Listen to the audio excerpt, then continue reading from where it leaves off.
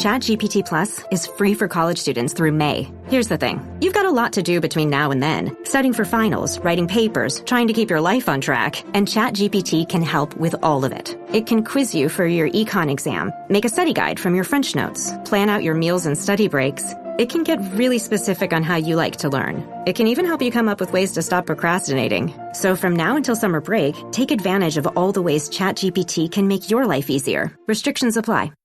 Parents of tweens, if you're familiar with far-off drop-offs... Dad, stop, right here. Or get DMs about what's for dinner, you may be experiencing tween milestones. For your son or daughter, these can start at age 9. HPV vaccination, a type of cancer prevention against certain HPV-related cancers, can start then too. For most, HPV clears on its own. But for those who don't clear the virus, it can cause certain cancers later in life. Embrace this phase. Help protect them in the next. Ask their doctor today about HPV vaccination. Brought to you by Merck. This series contains adult language and descriptions of graphic violence. Listener discretion is advised.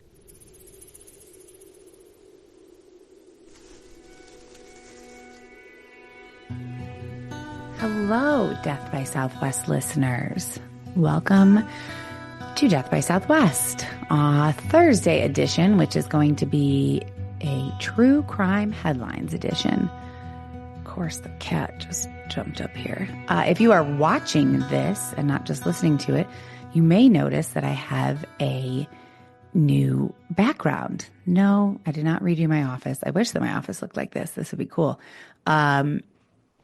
I created this virtual background on ChatGPT, I believe, maybe in Canva. I did a bunch in both because I feel like my background is just kind of like, ugh.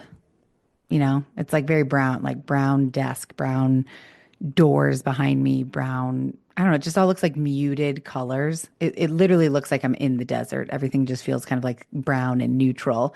And I tend to, like in the summer, and when I'm out in the sun a bunch, my skin looks kind of like it just blends into the background, and I don't like it. It just all feels kind of like blah. So I thought, well, let's try a new background. So if you're watching this, please let me know what you think. It looks like my arm keeps disappearing, so I tend to have one arm with it. There it is. Well, that's kind of fun. So maybe that adds to the excitement. Ooh, is it there? Is it not? Yeah, if you're watching and if that makes any kind of difference to you, what the background looks like, probably not. Please let me know. I hope everyone's having a great week. It is Thursday, like I said. I've been keeping a running list of things that I want to just like blab about, basically. Things that are happening in my life, things that are happening in the world, things I've seen on TV. But I do tend to find that people who are here for the true crime really dislike that, which is why I've stopped doing that. I really haven't done that in a long time because I do it on Patreon. So, if you like that type of content, then, you can head over to Patreon. I'm considering doing it at the end of this episode instead of like making a whole new episode where I'm just talking about nonsense. I don't know. Let's see how these 3 true crime headlines go that I have for you today.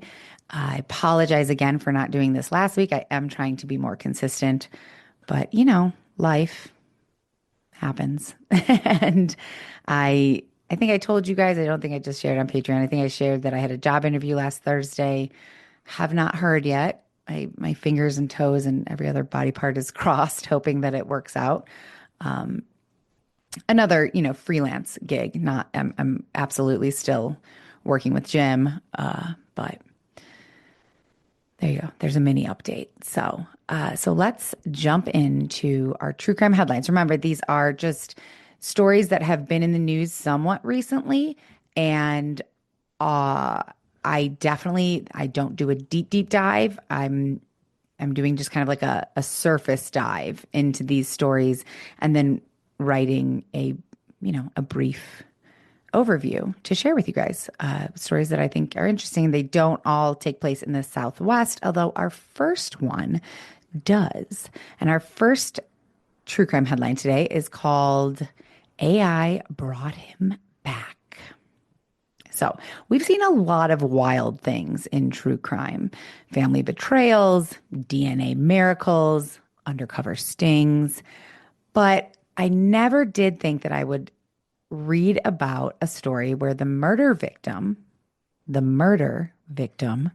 speaks at his killer's sentencing using AI. Now, this shouldn't be shocking, really, nowadays. If you are ever on social media, I'm sure you've seen there are videos. The one that comes to mind is like Theo Vaughn, the comedian. He does clips from his podcast and it's him talking, but they've turned him into an AI baby, like an infant, and it looks just like him. And the mouth moves in perfect time with everything he's saying. It's amazing and frightening. If I was a very like public person or famous person or celebrity, it would make me nervous that my likeness could be cloned or I guess not cloned is not the right word. Duplicated. Maybe cloned works, but duplicated by AI so easily and so realistically. Because at a certain point, we're not going to know what's the AI and what's real. That's a whole nother podcast episode, I feel like. So let's get back to this. So yes. So the murder victim speaks at the killer's trial using AI. This is the story of Christopher Pelkey, a 37-year-old Army veteran and father whose life was cut short in a senseless road rage shooting, and how even after death, he had something to say. So let's rewind to November 2021 in Chandler, Arizona. Christopher Pelkey was driving his motorcycle along the road, just an ordinary day. At some point, he crossed paths with James Padilla, a man behind the wheel of a Dodge Charger. We don't know exactly what triggered the confrontation, maybe a gesture, a lane change, a flash of ego, but we do know how it ended. Pelkey pulled up beside the Dodge Charger. Words were exchanged, and then Padilla pulled out a gun. He fired once, hitting Pelkey in the chest. The motorcycle drifted, then collapsed. Christopher Pelkey died at the scene, a decorated Army veteran, dead over a moment of rage. Small side note, my mom told me my whole life, like she would scream her head off in the car, profanities when people would cut her off and stuff. But she always, from a very young age, told us, do not flip somebody the bird. Like, don't give them the finger. Don't, she'd always do this as like a very, Italian thing to do. At least that's what I've been raised to believe. And she said, don't ever roll down your window. Don't ever let the other person know that you're upset, because you have no idea who's carrying a gun and they could just shoot you and drive away. And so this instantly made me think of my mom and her words of wisdom, which according to this, they were words of wisdom, that's for sure. So Christopher Pelkey was killed over road rage. Padilla, the guy who shot him, fled the scene, but not for long. He was arrested and eventually pleaded guilty to second-degree murder. And that's where things could have ended. Another tragic story in a long line of senseless killings that we hear about every day. But Christopher Pelkey's family, had other plans. Enter artificial intelligence. Christopher's family wanted the court and James Padilla, his murderer, to understand who he really was. Not just a name in a case file, not just a victim on a slideshow. They wanted the judge to hear his voice. So with the help of a creative team and hours of video and audio taken from Christopher's life, they reconstructed his face and voice using AI. It wasn't just a voiceover or a tribute montage. It was Christopher Pelkey, brought back to life through technology, speaking directly to his killer. In the video, his likeness sits in a chair, eyes clear, voice firm. He talks about growing up. He talks about his time in the Army, the things that he loved, family, motorcycles, making people laugh. And then, in a moment that stunned everyone in the courtroom, he turned to Padilla, his murderer, and said, "I forgive you. In another life, we probably could have been friends." Can you imagine hearing that from the person you killed? I mean, I can't imagine killing somebody, but how odd and probably very impactful, I would imagine. And from what we know, that the room went silent, the judge was kind of awestruck, and Padilla broke down and wept openly, cried in court. Christopher Pelkey's wife and family sat behind the prosecution, tears streaming down their faces. This wasn't just a moment of technological novelty, it was something deeper. For them, it was a form of closure. Now, let's talk about the implications here, because this is a true crime podcast. So, never before this, apparently, has a victim used a deep fake style AI to deliver a victim impact statement after death in court. And it opened up a lot of questions in the legal world. Is it ethical? Is it admissible? What happens when AI is used to manipulate or misrepresent and not used to honor a victim like this? We don't have the answers to those questions yet. But in this case, there was no question. Pelkey's family approved every single frame. His wife oversaw the edits. The voice used AI models trained exclusively on his own voice recordings. This wasn't some kind of like horror show. It was a digital resurrection, kind of. It was eerie, but it worked. Padilla was sentenced to 25 years in prison. The judge credited the statement with giving him a clearer picture of the man whose life had been taken. And Christopher Pelkey's family said for the first time in over 2 years, they felt at peace. So what do we do with this? This isn't exactly a murder story. I realize that. And remember, not all of the headlines that I'll talk about in these true crime headlines, I've given myself no rules. So it doesn't have to be a murder. It can be anything related to true crime. And this is. So this story really stuck with me because, as you know, if you've been listening to the podcast for a while, I'm a huge fan of ChatGPT, and I've recently discovered other AI models. I was just like a full ChatGPT girl. I didn't realize that there were other different AI models that might be better at other tasks. And so I'm both a huge fan of AI and all these technological advances, and I think they can be incredibly helpful and change our lives and our world in positive ways. But I also am certainly aware of the many negative ways that these technological advances can also impact our lives. But we do live in a time where technology can revive voices, manipulate faces, and simulate someone's presence. And there are definitely dangers in that. Deep fakes, misinformation, all of that. But I think this story highlights the fact that every once in a while, and hopefully more and more, someone uses these advances to do something human. You know, if you really think about it, this is using AI and technological advances. I feel like I've said that a lot in the past minute. Sorry. For a very human reason, to say goodbye, to allow loved ones to say goodbye to someone they've lost, to say, I forgive you to someone who's wronged you. It gave Christopher Pelkey, and potentially in the future will give people a chance to say things they never got to say. Like, can you imagine if somebody wrote a letter or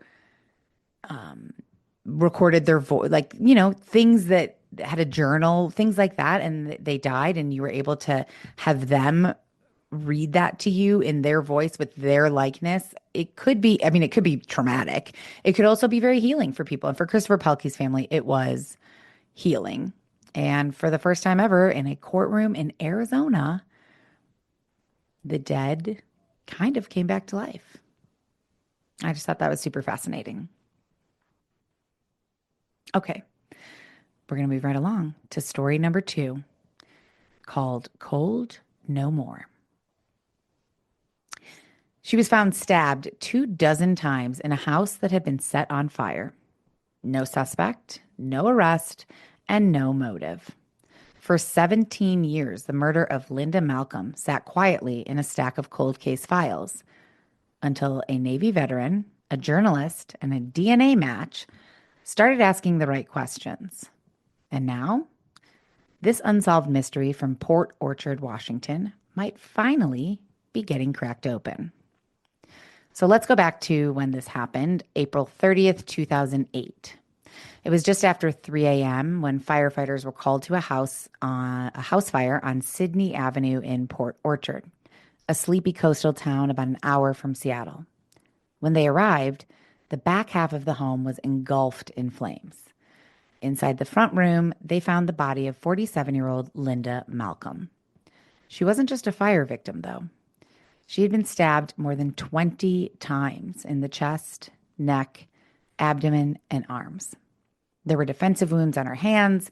She fought hard, but it wasn't enough to save her.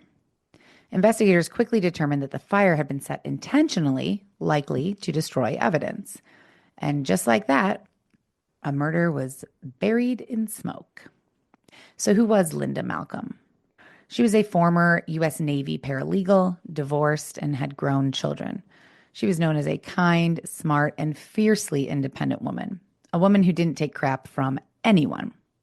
She lived in that rental house where she died for less than a year and kept mostly to herself, though neighbors occasionally saw her walking with a cane or bringing groceries inside. Police found no signs of forced entry, no robbery, and this is important, she had no obvious enemies, no one. They interviewed dozens of people, friends, former coworkers, ex-boyfriends, but nothing panned out to anything. Her phone records, her social life, her finances, all clean, all in order, nothing suspicious or weird. Eventually, the leads, and there weren't that many to begin with, they kind of dried up. And like so many unsolved crimes, Linda's case faded into the background. Until 2023, when a new team started digging. A former Army counterintelligence agent named Jennifer Buchholz and journalist George Jared began reinvestigating Linda's case through their podcast called Break the Case. The show focuses on unsolved murders, but this one felt different. As they dove in, they found that evidence had been shockingly underutilized, which I know we've heard even in recent cases we've covered on here. So DNA had been found under Linda's fingernails. There had been partial fingerprints found at the scene, blood droplets, even items that had not been burned and had been preserved for years, but no one had followed up with the more modern forensic techniques that we have today. Jennifer and George decided they were going to change this. So they used investigative genetic genealogy, IgG, the same method that was used to catch the Golden State Killer. They worked with Linda's family. They uploaded the unidentified. I'm sorry, guys. I had to pause there because I was like, wait, do I know that we caught the Golden State Killer? And then I said to myself, don't say that because you're going to sound like an ignorant fool. So I'm just going to leave that there. So working with Linda's family, they uploaded the unidentified DNA to genealogy databases, slowly building out a family tree of the possible suspect. And then they got a hit. They identified the suspect's family and potentially the killer. So they couldn't 100% zero in on the killer, but they were zeroing in on this person's family. But here's where it gets twisty. Because the person of interest, or the person they thought was a person of interest based on this DNA and genealogy, never been arrested, not publicly named, and the local sheriff's office is refusing to confirm whether charges are coming. Why? Well, sources say the man they've zeroed in on served with Linda in the Navy decades ago. They weren't friends, not exactly, but they did know each other. One theory is that he tried to rekindle a connection with her. He was rebuffed and reacted violently. Another theory, he'd been harboring a grudge for years based on something that happened when they served together.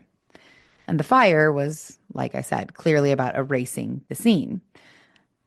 But if he was trying to erase Linda, it didn't work. Now, remember, theories about the suspect, who this person is, how this person is connected to Linda, what the possible motive is, they are just theories. These are not facts. Law enforcement has not confirmed these details. They really haven't confirmed anything. These are based on discussions from this podcast about her. So now a Facebook group today called Justice for Linda Malcolm is active again. Her children, who are now adults, are begging for updates. And the people working the case say they've never been closer to an arrest. One of Linda's friends put it best when she said she didn't deserve to be forgotten. And as it turns out, she wasn't.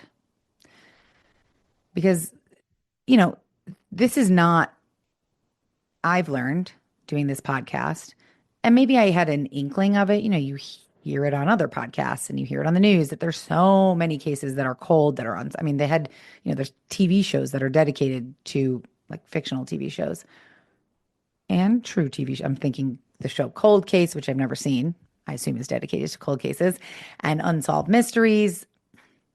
I don't know, but I think they do cold cases on that. I should know that. Point being, there are tons and tons, especially from back before all of our technological advances today, tons of cases, murders, missing people, everything that go completely unsolved and just go cold and people forget about them. Linda wasn't famous. Her death wasn't in the headlines for that long. And so this was a case that did go cold and probably would have stayed cold because there's just too many cases for law enforcement to keep going back. But it didn't, because somebody decided to fight and find the truth. A complete stranger, a journalist, and a sliver of DNA and a lot of determination now have brought this case back into the light. So it's amazing, but it begs the question, how many Lindas are still waiting for someone to step up and reinvigorate their case, reinvestigate their case, put the DNA from their case into the new technology? How many murderers are out there that are waiting to be caught and could be caught if some of these cases were looked into? So this case is still active, and there's a good chance it won't be cold for much longer. So this is definitely one that I will come back to when we do a monthly roundup and update you if there are any updates at that point. I mean, it makes me think, I'm going to jump into the next story real quick, I promise, but there are so many people looking for jobs, out of work, things like that. And I know that it takes some type of specific training, although the people who started looking into Linda's case, it was a journalist. Well, it was Navy counterintelligence. That was the other person. So I guess they do have a special skill set for this. But wouldn't it be great if it was like you could take a class or 2 classes, something like that, that would give you, they do a background check. That kind of gives you the tools, at least the basic surface level tools to look into some of these cold cases, or not even that, but just go back through cold cases, see which ones have preserved DNA or DNA, blood evidence that has not been run through current technology.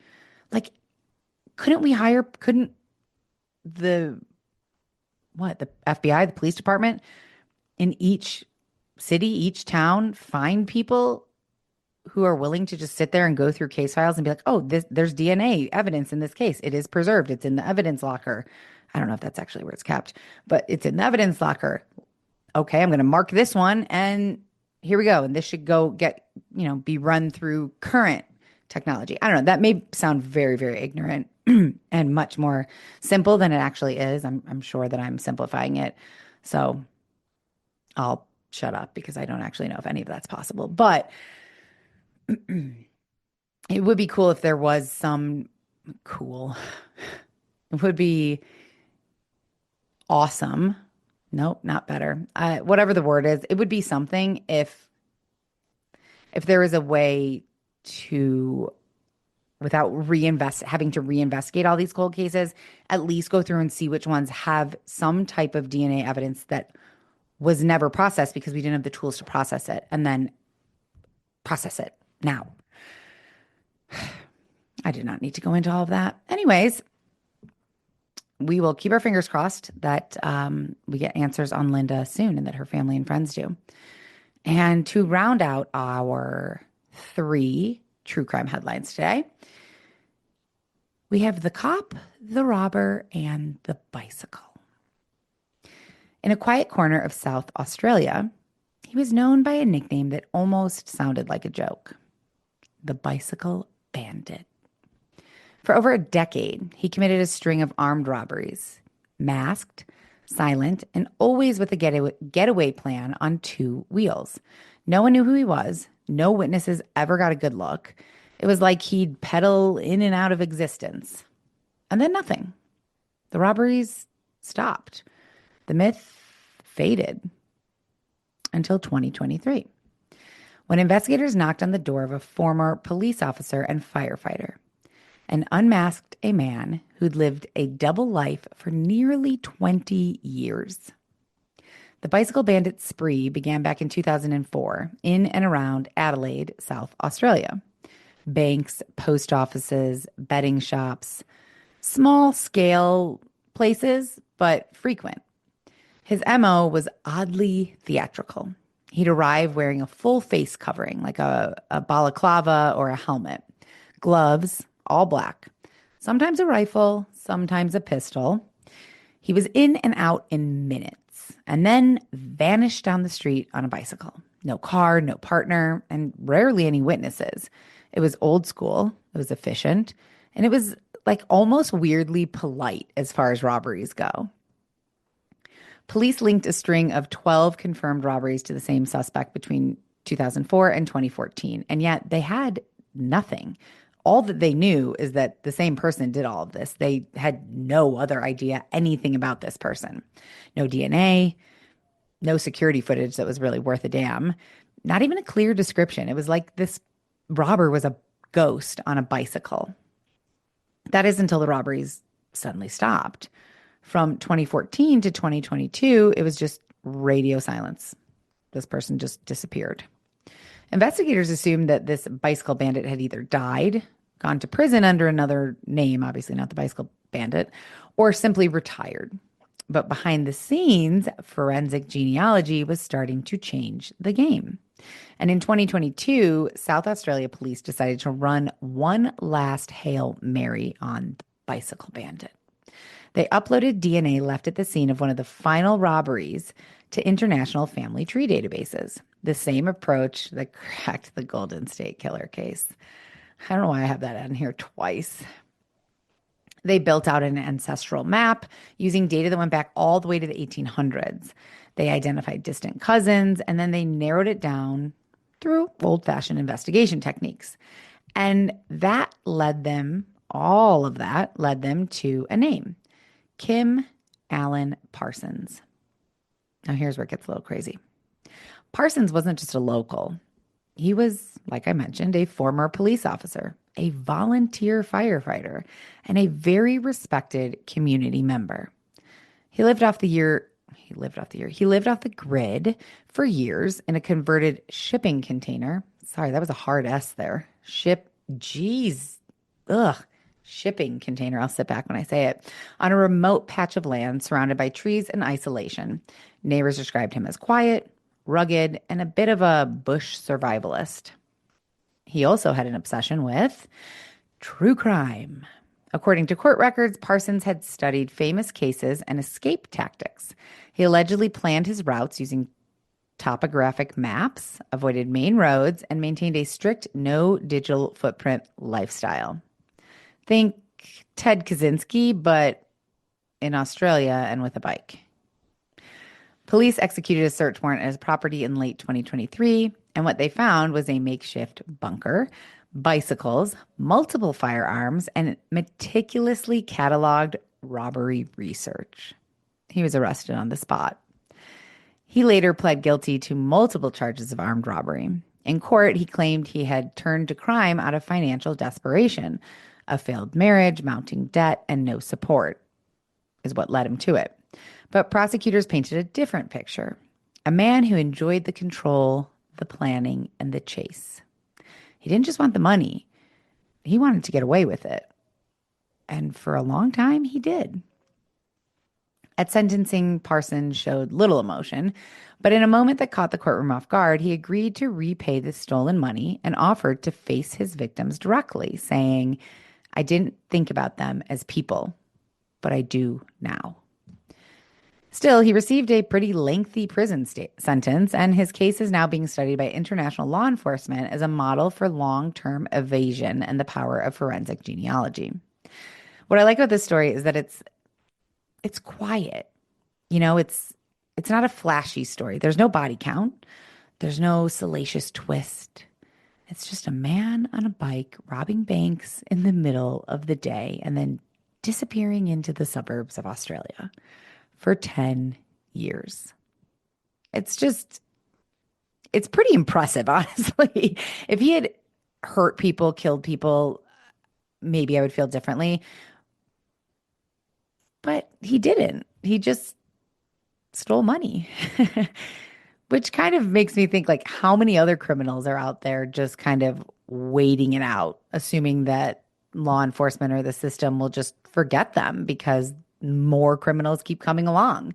They're just counting on time or memory or overly busy, bogged down detectives to kind of do the work for them by not finding them. But Kim Parsons did learn that that isn't always the case and that time was no longer on their side, especially not when DNA can remember everything. So this genealogy, I want to say it right, forensic genealogy, international family tree databases, and creating an ancestral map. I mean, I would love to hear from you if you have submitted your DNA to something like, what is it, 23andMe, or I know there are other ones. I know Jenna and I have talked about this in much earlier episodes, that neither of us would ever do that. Not because we're planning to commit a crime, but just, I don't know. Things get messed up. Things get misplaced. What if my DNA gets confused with somebody else? It's so unlikely. But I don't know. Or maybe one day I'm going to commit a crime. Who knows? I don't want to make it any easier for people to find me. That's not really why. I don't know. Something about it weirds me out. And, millions of people do it. So obviously I'm sure it's fine. I'm not trying to freak anyone out who's done it. But to me, it just freaks me out I know I leave DNA everywhere that I go in the world, but to like specifically put it in an envelope, mail it off to people, and then have it put in a database just feels not right to me. So, but I would love to hear from, if you have done this, I'd love to hear from you. Like, why did you do it? And do you have any concerns? Like, does it make you feel weird, or I don't know. Do you ever worry about it? I'd love to know, because I don't know anybody. Like, I've not done it. Jenna hasn't done it. Michael, Mark, nobody I know, none of my friends have done it. So I'd be curious to hear what you guys think if you have done it. And that's it for this week's True Crime Headlines. If you liked this format, kind of short, sweet, and to the point, let me know. I don't want to keep doing something that people don't enjoy. So I know I've had several people leave comments that they like this format. I really appreciate the comments on Spotify. I saw a good review on Apple today. It didn't say anything about my mouth noises. They were talking about me and Jenna, though, so I have a feeling they're on old episodes. But I haven't been looking at the comment. I haven't been looking really. But it's always nice to see a nice comment where they say that they like it. And of course, they were like, we love this sense of place, which I'm not doing as much anymore. But anyways, that's it. Until the next True Crime Headlines, you guys stay safe out there, and never assume that a case is cold just because it's gone quiet. Because as we saw today, this DNA and genetic forensic genealogy is really putting things back on the map, which is a good thing. I mentioned that I was going to talk about some things after this so that people who are just here from the true crime could sign off and other people could stay on. But I don't know. After I talk to you guys about true crime, I feel like, no, I don't want to talk about myself. I don't want to talk about like my own things. I want to stay on true crime, but I don't have any more. I do actually have other mini true crime stories written, but neither of them are, well, one of them is about Ruby Frankie, which I feel like is super overdone. Even I don't really follow true crime headlines until now. And even I knew that story. Like I just started listening to yesterday because I was cleaning the house, and I do like to listen to podcasts when I clean the house. I started listening to the Karen Reed story. I know that like everyone is probably like, yeah, that's super old. And now they're retrying her apparently. I didn't hear anything about this. I remember I just watched the Gabby Petito documentary like 2 weeks ago, and I didn't really know anything about that either. I really try to, I'm really good at getting into a depressive, kind of sad, anxious headspace without the help of like the media and the news channels these days. So I try to avoid the news. I will look at the New York Times, just get some headlines just to like have an idea what's going on in the world. However, I do try to avoid it because I take it too to heart. It's depressing. It's sad. And that may sound ignorant or like burying my head in the sand, but I guess that is what I'm doing because I'm trying to stay sane. I did post on Patreon yesterday or the day before just that like I've been feeling a little sad and I can't place why. And one of the patrons, I haven't responded to him yet, but I should find it because it was funny. It did make me chuckle. I was like pretty close to crying and for literally no reason. I don't know. And on my phone, I saw that that something had popped up. He said, "Hey, Margot, there were two ships in the ocean. One was carrying a blue paint. The other was carrying red paint. Then they collided and were marooned." It's so silly, but it made me laugh. And other people have left comments, but I haven't read them yet. Why can't you hear a pterodactyl going into the bathroom? The P is silent. Oh, going to the bathroom. I fucked that up. That one's so good too. What is a ghost's favorite drink? Kool-Aid. I love that I have three. I may have more, but I have at least I do know all three of these men. I have three male patrons. I think, no, there are other male patrons, but I certainly have more female patrons, is basically what I was getting at. And more female listeners, which is understandable. You know, it's funny. I'm talking about how I have female listeners, and on my list of things I wanted to talk about was perimenopause, because I'm just learning about it and finding it disturbing. But I'm not going to talk about that right now. So obviously I have more female listeners, but I love that I think all I posted, let's see, what did the post say? I think all I posted is give me some good news or tell me a joke because I'm feeling a little just like blue.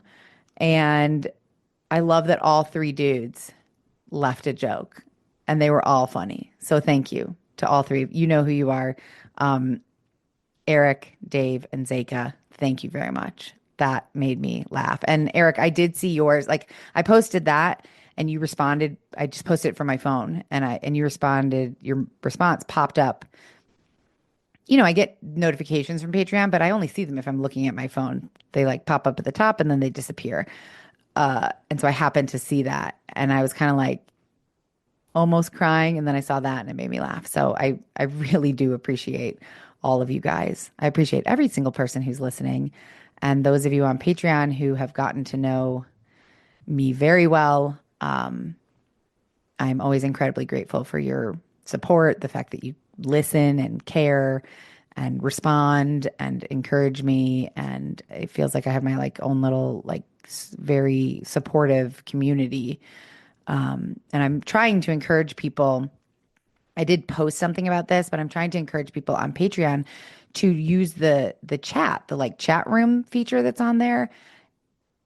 As we all know by now, I am really bad at consistently checking anything. Email, social media, voicemails, anything. I get into like like I just want to like hunker down by myself and not communicate, not post and so but I love seeing people on Patreon get to know each other. Like I'm constantly talking about myself, obviously. I don't know what, I guess I could talk about the wonders of the world, but that's not me. So I'm talking about myself, things that are happening in my life, things that interest me, things I'm confused about, things I need advice on, the ever evolving and changing status of my career situation, the Melvins in the backyard, my relationship. I talk about all of that. And it feels very one-sided. And I feel bad about it sometimes. Like I wish that Patreon came up with an option where I could give people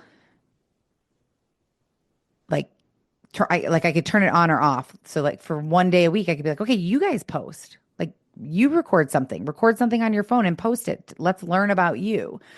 But there isn't that feature. And so the closest thing to that is the chat room feature where everyone can talk freely and openly. You can share pictures. I don't know about videos. But like one of the patrons, Zeka, recently got the cutest puppy that reminds me of Henry a little bit. And he was posting pictures of like, people have posted pictures of where they live, their family. And so it's just nice. It's small. I don't know. There's 20 people on Patreon or something. And so certainly it's not a requirement that you must jump into the chat and tell us about yourself. That feels very rude and bossy and presumptuous of me. But if you want to, I mean, I love it. I like hearing about your guys' life and learning about you and I would love to know more. So if you are not on Patreon and you want to join this little community, please do. Yeah, I share just about everything about my life on there in endlessly long, babbling, rambling audio messages that I record when I walk the dogs or drive. And hopefully Patreon, maybe I'll suggest it. Maybe Patreon will come up with some type of feature where, I don't know, I do think you can go live on Patreon, but it's just always felt weird to me because, well, first of all, what if no one's around? So like then I'm going I don't know. I'm not sure how it works. I know on YouTube or Instagram, like people can't actually like talk to you. They can type, but then I'm sitting here reading your messages and responding to them. I don't know. Maybe we just will do another Patreon Zoom where we all hop on and talk. And I would like to do another like in-person drinks, but I do feel like a lot of people that I've gotten to know don't live here. So I don't know. I guess send your suggestions because I like this little sense of I love everyone who's listening in general. I appreciate you immensely. But but on Patreon, I feel like I've gotten to know people. And on Instagram, I've gotten to know some people a little bit more. All right, enough talk about that. I feel like I'm really pushing Patreon. I'm not trying to. I just enjoy it and it's the easiest way for me to get to know some of you, which I also enjoy. And I guess if you're dying to hear my thoughts on perimenopause,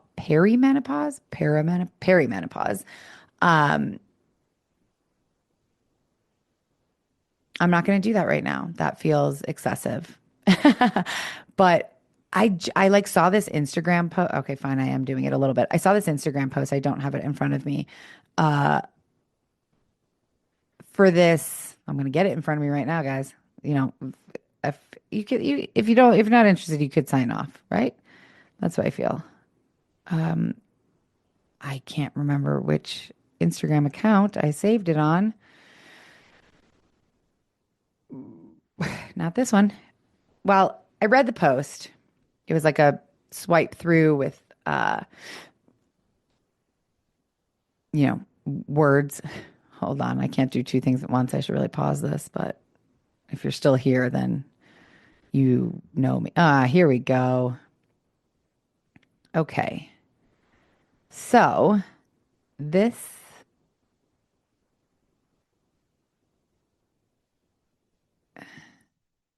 I'm finding it. Hold on. Is this it? Nope, that's not it. Nope. Oh, okay. Yeah, this is it. I'm going to read it. Now, this is menopause, not perimenopause, but it's on this account called She Bang Menopause. And I don't know, it popped up to me. It was suggested to me in my feed. Thanks, Instagram. I know I'm getting old. And so I swiped through it. You know, it's got it. Well, you're not gonna be able to see my phone, but so the first slide says it's not just hot flashes. It's crying in traffic for no reason. It's waking up tired. It's wanting to burn your life down and also make soup. I, I swear I feel those things on a daily basis. I consider wanting to burn my life completely down and run away. And then also, like, I'd love to make a great white chicken chili today. Waking up tired, 100%. And I've for sure cried in traffic for no reason. And the next one says, it's not just hot flashes. It's forgetting what you were saying mid sentence. Pretty sure you've all watched me do that. It's needing a nap after a conversation. I will want a nap after recording this. It's wondering if you're losing it and knowing you're not. I frequently wonder if I'm losing it, and I'm laughing, but I mean it. It's questioning everything you used to tolerate. It's not knowing who you are anymore. It's Googling spiritual awakening at 2 a.m. with one hand in a bag of chips. Not knowing who I am anymore. I could cry right now. Like some days I really feel that way. Some days I feel like so certain and so secure in who I am and where I am and the fact that I don't know where I'm going and I'm okay with that. And then other days I feel so lost and like, what am I doing in my life? And why? And what is the purpose of all of this? And I should have studied religion more and I should have like had a better sense of spirituality. And because now I'm questioning all these things. I mean, I just ordered a bunch of books on Buddhism, like Patreon, you know, I've talked about this, but this slide really resonated with me. And questioning everything that I used to tolerate, like when I think to the ways that I allowed myself to be treated, sorry, but mostly by men in my 20s, I am ashamed. I'm embarrassed and I'm sad for myself. Just all of these things that like, ooh. For a while after my mom died, and that was years ago. It's like 9 years ago. I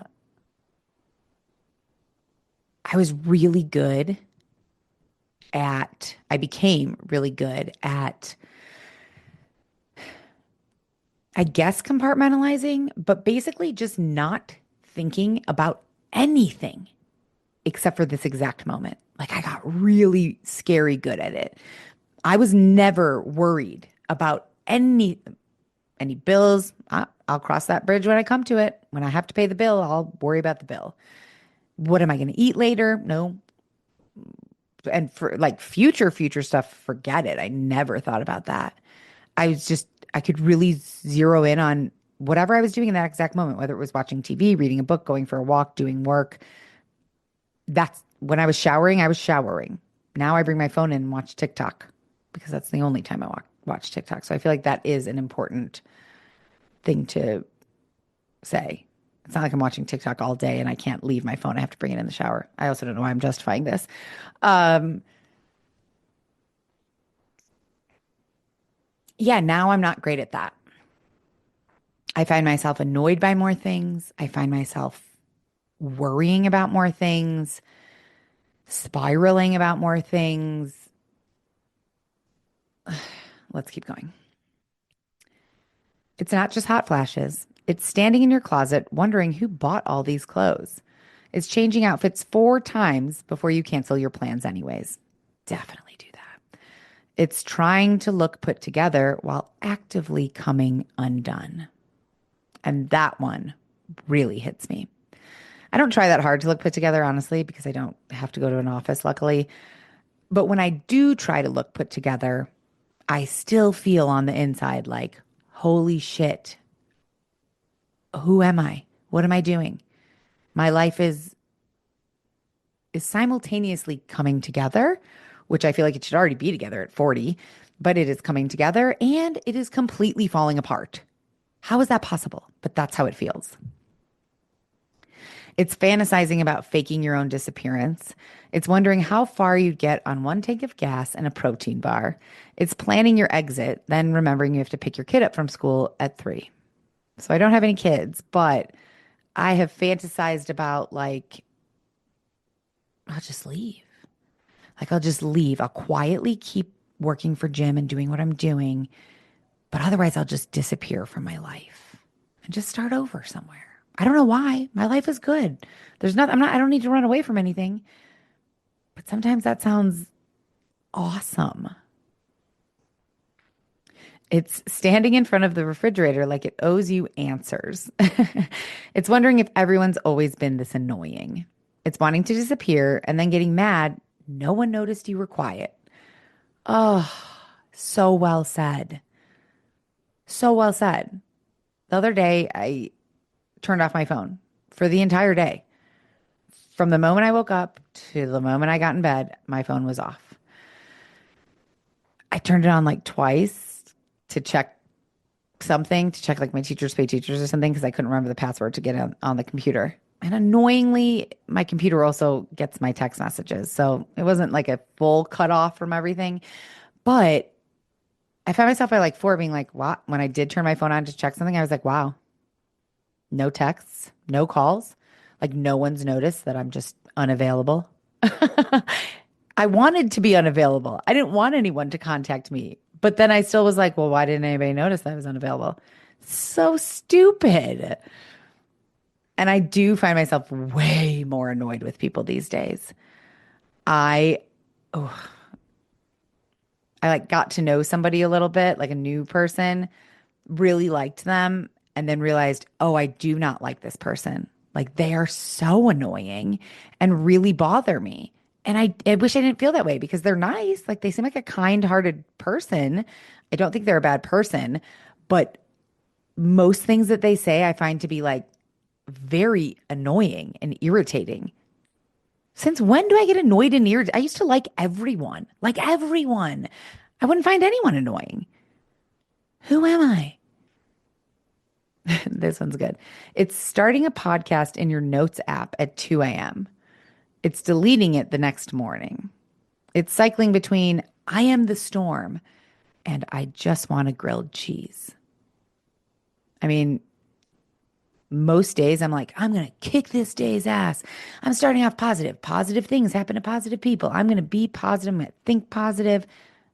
That's where I begin the day. And then usually somewhere around 1 p.m., I'm like, I just want to crawl into bed and cry a little bit. Like this day didn't go as planned, or life isn't going as planned, or whatever. It's wondering if you need a therapist, a shaman, or a really long nap. It's deciding to burn sage and then forgetting where you put it. It's a whole ass spiritual awakening with a side of bloating. It's a cosmic identity crisis with a target return deadline. It's wanting to be held and left alone at the exact same time. It's becoming the truest version of yourself by accident. And I hope that's true. But the wanting to be held and left alone at the same time is something that I relate to probably more than anything in this. And that's probably a whole podcast episode in itself. We'll just call that one therapy. But recently, I do find myself on a lot of days being like, I don't want to talk to anyone. Like, everyone annoys me. Everyone. Like, everyone. And then also, I want someone to comfort me. I want someone to just snuggle with me and comfort me. Like, how it doesn't even make sense. And then I do hope becoming the truest version of yourself by accident. You know, none of us really can fight menopause, I guess, or perimenopause. But this, perimenopause is something that I see all over social media. My friends have talked about it, this and that. And like, I thought like, well, that doesn't apply to me. Like, I'm fine. I have energy. My cycle is very, very regular. I'm not there yet. And then I read that and I was like, oh my God, am I in menopause? like all of those things. I feel all of those things. And especially in like recent weeks and months, I have really felt some of those things and been like, why can't I get motivated? Like, where is that creative spark that I've always had? I don't have I'm not good with numbers. I'm not good with money. I'm not good at a lot of things, but creativity and like finding that like desire to write, to paint, to create, that's always been easy. And lately it feels hard. And that is scary. Something that's always come naturally to you or something that's kind of always been your strong suit for most of your life, suddenly struggling with that, it's frightening and depressing and disheartening and demotivating. And there's definitely part of me that's like, fuck that. Feeling all of these things and relating to all of these things is just called being human. It doesn't matter if you're a woman or a man, or if you're 40 or if you're 20 or if you're 70. Like, I'm not going to blame everything on my hormones or my fading hormones or whatever it may be. And then the other part of me is like, well, no, that's science. Like, my hormones are changing and it fucking sucks sometimes to be a woman because my body went through all these changes when I was younger and now it's going through all these changes again. Like, can't it just stay the same? Can't we just like, be even keel? Why does this have to happen?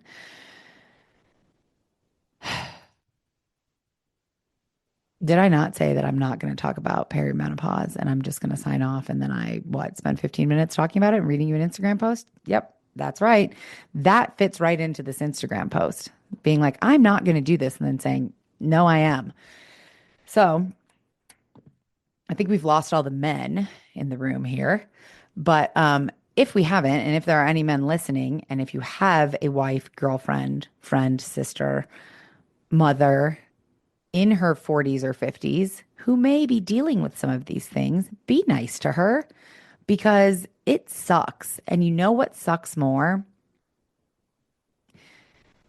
When the man in your life or men in your life are like, wow, it's that you're getting your period.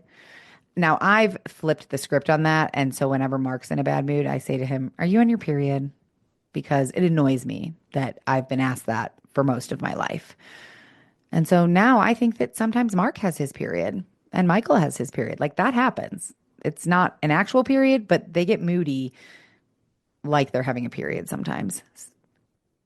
I guess I just put that. I see what I did. Yeah. I was saying I don't like that stereotype. I don't like that cliche. And then I just exacerbated it by putting it on Mark. Yeah. Okay. Well, I'm going to sign off now. So before I contradict myself even more. But if you relate to any of this, if you're going through this, I would so love to hear from you. And I'd love to hear your comments, your thoughts, your advice, your questions. Not that I can really answer any of them because I'm just learning about this wonderful world of perimenopause. Why do I keep saying it that way? It's so annoying. And I don't know, I would love to hear from you. And if you have any stories or insight or input that you'd be willing to let me share on here, maybe we'll start a once a month, 40 plus episode. You don't have to be 40 plus to listen to it, but you do have to be 40 plus to relate to it. Because it's the Wild West out here for me with these 40s and everything that's happening. And I never even I'm not having kids. I didn't have kids, and I still am feeling all kinds of ways about this moment in life. But I did say to myself this morning on the walk with the dogs, positive things happen to positive people. I'm going to be positive today. So how do I spin this on a positive note? Well, you're not alone. And I'm not alone, because I think we have some 40-year-old listeners out there, 50-year-old listeners out there.